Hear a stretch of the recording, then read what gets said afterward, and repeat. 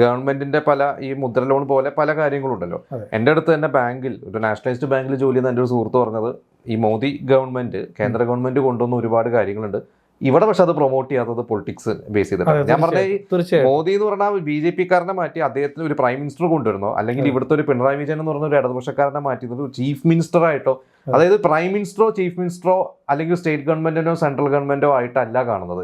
ഇവിടെ എല്ലാം പൊളിറ്റിക്സോ ആയിട്ടാണ് കാണുന്നത്. അത് ഞാൻ ചോദിച്ചാൽ അത് കേരളത്തിൽ മാത്രമാണോ എല്ലായിടത്തും അങ്ങനെയാണോ? അതാ ചോദിച്ചത്. മറ്റ് സംസ്ഥാനങ്ങളിൽ അങ്ങനെയാണ്. പണ്ട് E.K. നായനാർ പറഞ്ഞ പോലെ പട്ടിണിയും വിവരക്കേടുമാണ് പാർട്ടിയുടെ നിലനിൽപ്പെന്ന് അദ്ദേഹം തമാശ രൂപേണ പറഞ്ഞു. അത് എല്ലാ രാഷ്ട്രീയ പാർട്ടികളുടെയും എല്ലാ മതജാതി സംഘടനകളുടെയും അടിസ്ഥാനം അതാണ്. അവരവരെ അണികളെ പട്ടിണിയും വിവരക്കേടും മാറാതെ കൊണ്ടു നടക്കണം, എങ്കിലാണ് കൊടി പിടിക്കാനും ജയ് വിളിക്കാനും ആളെ കൂടുള്ളൂ. അപ്പോൾ അതിന് വേണ്ടിയിട്ടൊരു കളം എല്ലാവരും ക്രിയേറ്റ് ചെയ്യും, സ്വാഭാവികം.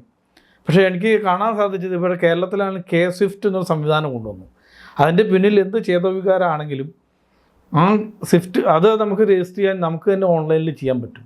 അത് ചെയ്ത് കഴിഞ്ഞാൽ പിറ്റേ ദിവസം തന്നെ എല്ലാവിധ തടസ്സം മാറിയിട്ട് ഡയറക്റ്റ് ഒരാളും പിന്നെ നമ്മളെ ചോദ്യം ചെയ്യില്ല.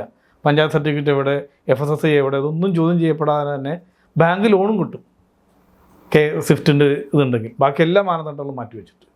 അപ്പോൾ അങ്ങനെ ചെയ്യാൻ പറ്റുന്നൊരു സംവിധാനമുണ്ട്.